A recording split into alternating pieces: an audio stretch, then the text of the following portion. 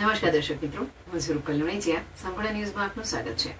બનાસકાંઠા જિલ્લાના વડગામ તાલુકામાં આવેલ મુક્તેશ્વર ડેમ ખાતે પૂર જેવી આપત્તિજનક પરિસ્થિતિમાં તંત્રની તૈયારીઓ અને તેને પ્રતિસાદ ક્ષમતાની ચકાસણી માટે એનડીઆરએફ અને એસડીઆરએફ દ્વારા સંયુક્ત રાષ્ટ્રીય કક્ષાની મોકડ્રીલ યોજાઈ હતી. મુક્તેશ્વર ડેમ ખાતે એસડીઆરએફ, એનડીઆરએફ તથા મડાણાગઢ ખાતેની બટાલિયન દ્વારા જિલ્લા વહીવટીતંત્ર બનાસકાંઠાની સહાયથી આ મહત્વપૂર્ણ મોકડ્રીલનું આયોજન કરવામાં આવ્યું હતું.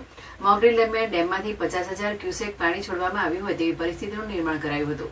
પાણીના તેજ પ્રવાહને કારણે એક બોટમાં સવાર 4 વ્યક્તિઓ બોટ ઊંધી પડતા ફસાયા હોવાની કલ્પિત પરિસ્થિતિ સર્જાઈ હતી. આ સ્થિતિમાં એનડીઆરએફ અને એસડીઆરએફની ટીમોએ ઝડપી અને સુસંગઠિત બચાવ કામગીરી હાથ ધરી તમામ ફસાયેલા વ્યક્તિઓને સફળતાપૂર્વક રેસ્ક્યુ કર્યા હતા.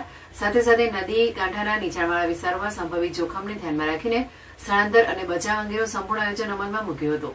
વ્યવસ્થિત આયોજન અને વ્યૂહાત્મક રીતે હાથ ધરાયેલી આ કવાયત દરમિયાન પૂરગ્રસ્ત લોકોને સુરક્ષિત સ્થળે ખસેડી તેમની જાનમાલની સુરક્ષા સુનિશ્ચિત કરવામાં આવી હતી. સમગ્ર અભ્યાસ દરમિયાન તમામ વિભાગો વચ્ચે ઉત્તમ સંકલન જોવા મળ્યું હતું.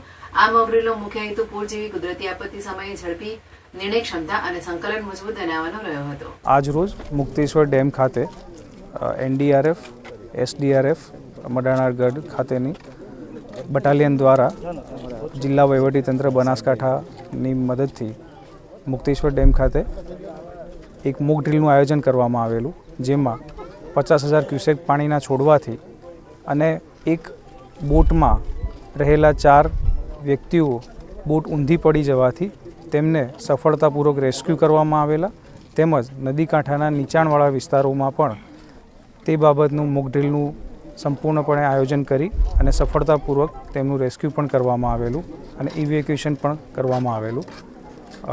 આ મોક ડ્રીલના અંતે તમામ વિભાગોની હાજરીમાં તેનું ડીબ્રીફિંગ સેશન પણ થયેલું, જેમાં તમામ વિભાગોમાં રહેલી ખામી અને તેઓના દ્વારા કરવામાં આવેલી કામગીરીની પણ વિસ્તૃત ચર્ચા કરવામાં આવેલ છે. ભવિષ્યમાં આવી કોઈપણ ઘટનાનું બને તો તેની પૂર્વ તૈયારીમાં કોઈ કચાશ ન રહે એ બાબતનું આજે મોક ડ્રીલનું આયોજન કરવામાં આવેલું હતું.